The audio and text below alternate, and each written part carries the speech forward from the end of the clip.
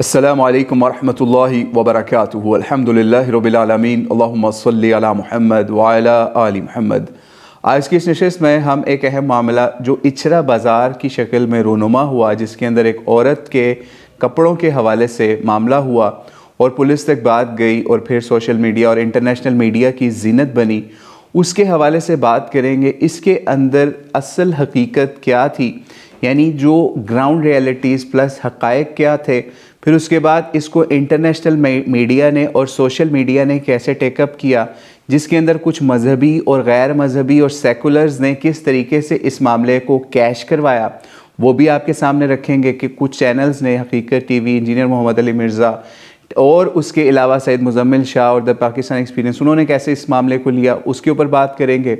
और फिर आखिर के अंदर इसके हक़ाइक़ की रोशनी के अंदर इससे क्या रिज़ल्ट्स निकले हैं या निकलेंगे, उसके ऊपर बात करेंगे। और इससे रिलेटेड जब पहले ऐसे मामलात हुए और उसके ऊपर क्या कानून ने क्या हरकत की या फिर अदालतों ने क्या फ़ैसले दिए, उसके हवाले से बात करेंगे। तो आइए इसका आगाज़ करते हैं। चंद रोज़ कबल जब ये इचरा के अंदर एक औरत वाला मामला होता है, अब हमें वो ज़रूरत नहीं है कि वो आपको बताएं कि उसका मतलब क्या था, क्या लिखा हुआ था, वो सब लोग जान चुके, ठीक है। एक अरबी रस्मुल ख़त वाले कपड़ों वाली औरत को जनाब एक बंदे ने रोका या उससे पूछा कि आपने कैसे कपड़े पहने हुए हैं। उसके ऊपर उस औरत ने बजाय इसके कि वो कहती कि ये इसमें कोई ऐसी मामला नहीं है, कोई कुरान की आयत नहीं लिखी हुई, वो भी जाहिल थी। दूसरी तरफ जिस शख्स ने उसको रोका था वो भी इस हवाले से जाहिल था कि उसको कुरान नहीं पढ़ना आता था या फिर वो अरबी रस्मुल ख़त नहीं पढ़ना आता था, कि वो इसको रिजेम्बलेंस करार देता रहा कुरान पाक की आयत से।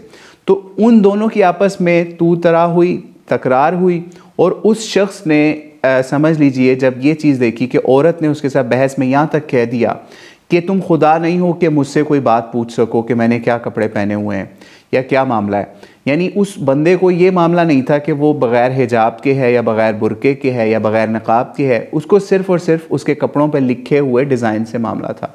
इसके ऊपर उस शख्स ने की बात उससे बढ़ गई और वो शख्स भी अपने शोहर के साथ, बताया जाता है, वहाँ शॉपिंग करने आई हुई थी। जब बात बढ़ी तो उस शख्स ने पुलिस को कॉल कर लिया। यहाँ पे ये बात अक्सर सोशल मीडिया और इंटरनेशनल मीडिया वाले आपको नहीं बताएंगे, जो हम आज आपको बताने जा रहे हैं।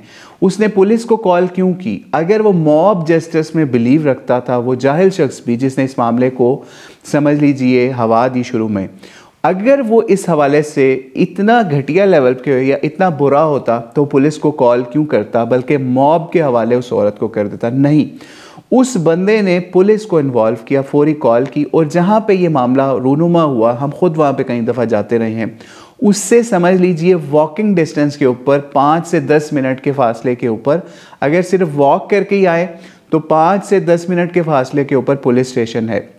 और अगर गाड़ी पे आए और रश ना हो तो विद इन 5 मिनट्स पुलिस वहाँ हो सकती है। हम मैक्सिमम भी 15 मिनट लगा लेते हैं, यानी 10 से 15 मिनट में पुलिस वहाँ पे पहुँच जाती है। लेकिन इसके अंदर ट्विस्ट यहाँ से आता है कि एक औरत को बग़ैर हिजाब के पुलिस अफसर को पेश किया जाता है और उसको हीरो बना के सोशल मीडिया और इंटरनेशनल मीडिया के ऊपर पेश किया जाता है। अब ये कैसा, क्या ये एक कोइंसिडेंस था कि वो औरत इचरे थाने के अंदर तैनात भी नहीं और या फिर फ़िरोज़पुर रोड के ऊपर भी नहीं और वो अचानक वहाँ पे एंटर हो जाती? क्या ये सब चीज़ें इत्तेफाक थी? ये तो आप खुद सोच सकते हैं। उसको काफ़ी दूर से लाया जाता है इस ऑपरेशन को कंडक्ट करने के लिए। यानी ऐसा ऑपरेशन, यानी अभी हम आपको बहुत ब्लो लेवल की ग्राउंड रियलिटी बताने लगे जिसको कोई भी डिनाई नहीं कर सकता। ऐसा ऑपरेशन जिसमें उस औरत को किसी एक बंदे ने खरोच भी ना डाली हो, उस एक औरत के कपड़ों को किसी ने टच भी नहीं किया, उस एक औरत के समझ लीजिए आदमी को भी किसी ने नहीं मारा, उस एक औरत के कपड़ों को समझ लीजिए मामला बना के उसको किसी ने उस दुकान को भी आग लगाने की कोशिश नहीं की, उस जगह को भी तबाह करने की कोशिश नहीं की, उस मॉब ने उसके ऊपर हमला करने की कोई कोशिश इस हवाले से नहीं की। फिर भी इस मामले को इस तरह प्रेजेंट किया गया कि जैसे ये बहुत बड़ी तबाही हो जानी थी।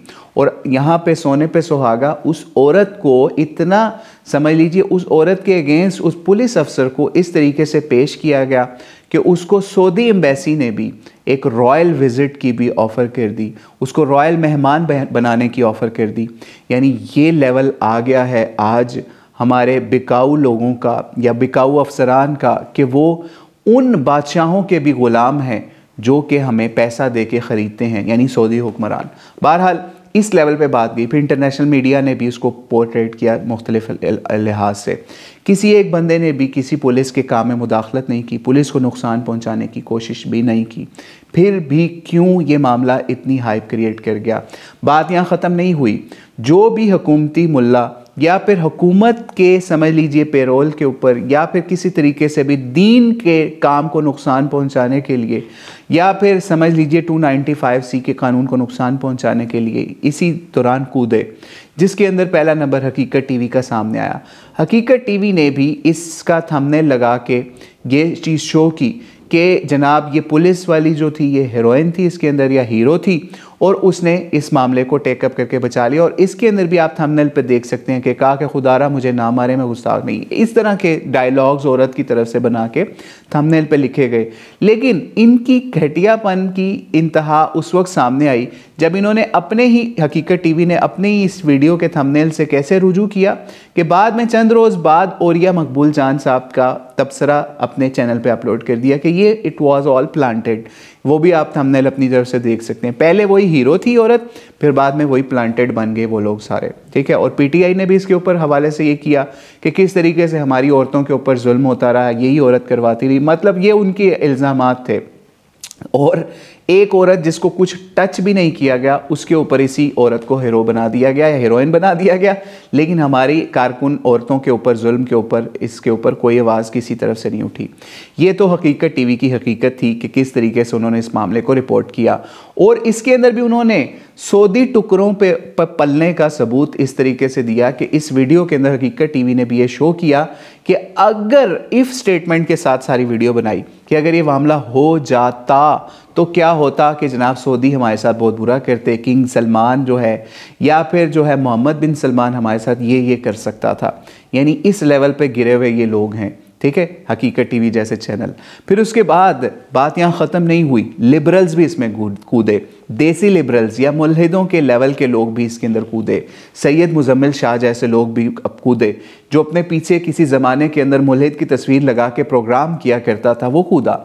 और उसने इस मामले को भी मॉब के साथ लिंक करने की कोशिश की। उसने भी ये मामला नहीं उठाया कि भाई जिस वक्त ये मामला हुआ उसी वक्त पुलिस को कॉल किसने की? उसी शख्स ने की जो कि इस मामले को टेकअप करने वाला था। अगर वो मॉब जस्टिस में बिलीव करता तो वो क्यों ये काम करता कि वो पुलिस को कॉल करता? और इस पे सोने पे सुहागा इंजीनियर मोहम्मद अली मिर्ज़ा साहब ने कमेंट करके कहा एक्सीलेंट एंड लॉजिकल एनालिसिस। हालांकि वो मुसलमानों को वहाँ पे बैश करता रहा, पाकिस्तानियों को बैश करता रहा, उन्हीं पाकिस्तानियों को जिन्होंने इस मामले को होने से बचाया। यानी कोई ऐसा मामला वहाँ पे मॉब जस्टिस का नहीं पेश आया कि कोई उसको खरोच भी आई हो उस एक औरत को जिसने वो कपड़े एक अरबी रस्मुल ख़त वाले पहने हुए थे। अब यहाँ पे आप देख ही सकते हैं कि इंजीनियर मोहम्मद अली मिर्ज़ा साहब का किरदार क्या रहा कि वो लिबरल सपोर्टर्स को किस तरीके से सपोर्ट करते हैं। अब आगे चलते हैं। इसी तरीके से एक और बंदा जो कि वो भी लिबरल सपोर्टर, यानी इस लेवल का लिबरल सपोर्टर कि हम आपको महरूम मोइज़ की उसके साथ पुरानी वीडियोस अगर दिखा दें तो आप कहें कि ये क्या घटिया लेवल का बंदा था। द पाकिस्तान एक्सपीरियंस चैनल के नाम से अभी वो चल रहे हैं। उसने भी TLP एंड मॉब वायलेंस के नाम से पोस्ट लगाई और एक सियासी जमात को इससे लिंक करने की कोशिश की। क्यों कि जी वहाँ पर एक नारा भी लगा था, ठीक है, एक ख़ास नारा। यानी अगर कोई बंदा भी किसी जगह पे नारा लगा दे, फॉर एग्जांपल वहाँ पे कोई इमरान खान का नारा लगा देता, तो क्या ये सब कुछ PTI ऑन करने लग जाती? ऐसा नहीं था। इसके ऊपर भी इंजीनियर मोहम्मद अली मिर्ज़ा साहब ने एक वैसा ही कमेंट कॉपी पेस्ट किया जो कि मुजम्मिल शाह को किया था। यहाँ पे भी TLP एंड मॉब वायलेंस के ऊपर भी कमेंट ये आप अपनी स्क्रीन पर देख सकते हैं।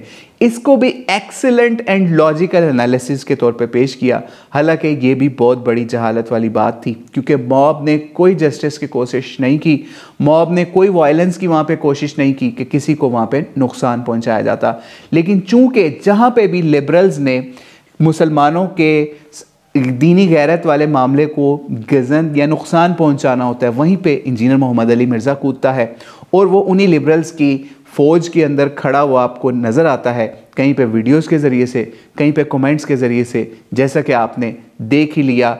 इस इचरा लाहौर वाले वाक़े के अंदर भी कि किस तरीके से इसने मुज़म्मिल शाह को और TLP के हवाले से द पाकिस्तान एक्सपीरियंस वाले मामले को उनकी वीडियो को भी सपोर्ट करता हुआ आपको नज़र आया।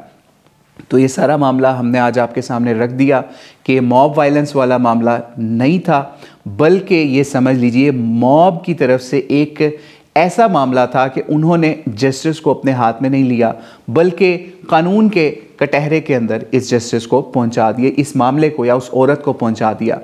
अब आगे यहाँ पे क्या ख़राबियाँ मज़ीद हुई हमारे जस्टिस सिस्टम के अंदर, जो ख़राबियाँ हैं जिसकी एक बहुत बड़ी वजह वो ब्रिटिश लॉ है, यानी वो आज से 100 साल पुराना ब्रिटिश का लॉ जो कि वो इन कोर्ट्स के अंदर दे के जा चुके हैं, अपने निज़ाम के अंदर भी वो इन कवानीन से निजात हासिल कर चुके हैं, लेकिन वो पाकिस्तान को ब्रिटिश लॉ दे के जा चुके हैं और हम लोग आज भी उसी ब्रिटिश लॉ के तहत फ़ैसले करते हैं।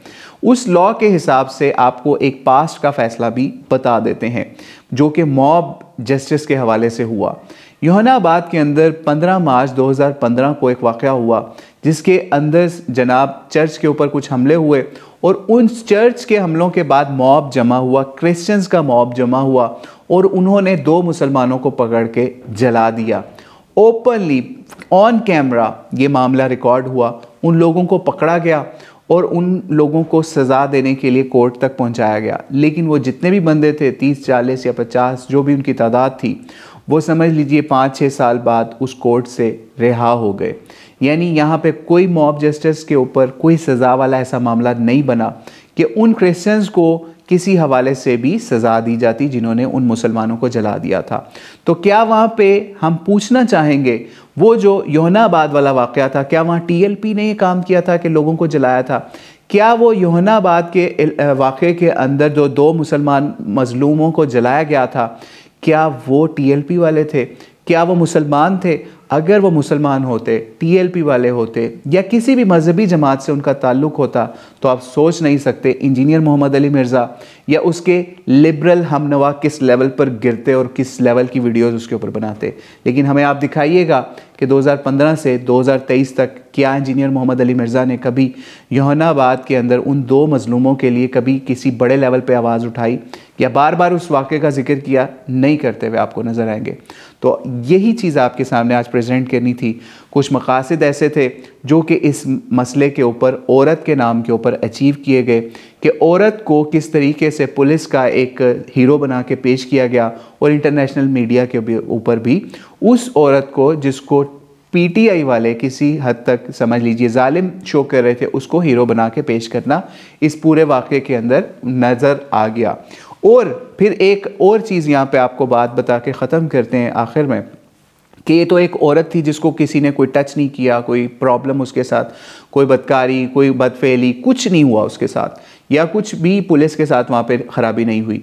लेकिन आपको एक वाक़े की तरफ सिर्फ इशारा करके आपको देते हैं, आप गूगल करें या जहाँ से मर्ज़ी उसको सर्च करें या मीडिया से सर्च कर लें, आपको बहुत मुश्किल से वो चीज़ मिल जाएगी कि इसी तरीके से पुलिस की औरतों ने बाकायदा एहतजाजन चीफ जस्टिस को और बड़े बड़े इदारों को ख़त लिखा कि हमारे साथ बड़े बड़े अफसरान ये मज़ालिम ढाते हैं, ये हमारे साथ ज़्यादतियों वाले मामलात होते हैं, आप वो मामला पढ़ लीजिए और आप बताइएगा कि उस केस का फ़ैसला क्या हुआ, क्या उन अफसरान को सज़ाएँ मिली, क्या उनको पकड़ा गया जिन्होंने औरतों के ऊपर मज़ालिम ढाए थे अपनी वर्दी का नाजायज़ फ़ायदा उठाते हुए। तो ये है पाकिस्तान जिसके अंदर ब्रिटिश लॉ के ज़रिए से सारी एक्सप्लॉयटेशंस की जाती हैं और जब वो एक्सप्लॉयटेशंस हो जाती हैं किसी भी हवाले से, तो वो सारा कुछ मलबा डाल दिया जाता है मुसलमानों के ऊपर या फिर उनको मजहबी जनूनियत का नाम देके उस केस को ठप कर दिया जाता है। तो अल्लाह ताला से दुआ है कि अल्लाह ताला इस तरह के मामलात से हमें बचाए और ये जो मॉब के हवाले से जो मुसलमानों के ऊपर, पाकिस्तानियों के ऊपर इल्ज़ाम लगाया जाता है, इससे बड़ी कोई वायलेंस हो नहीं सकती। अल्लाह ताला इससे भी हमें महफूज फरमाए। वल्लाहु आलम बिस्सवाब। अस्सलामु अलैकुम वरहमतुल्लाहि वबरकातुहू।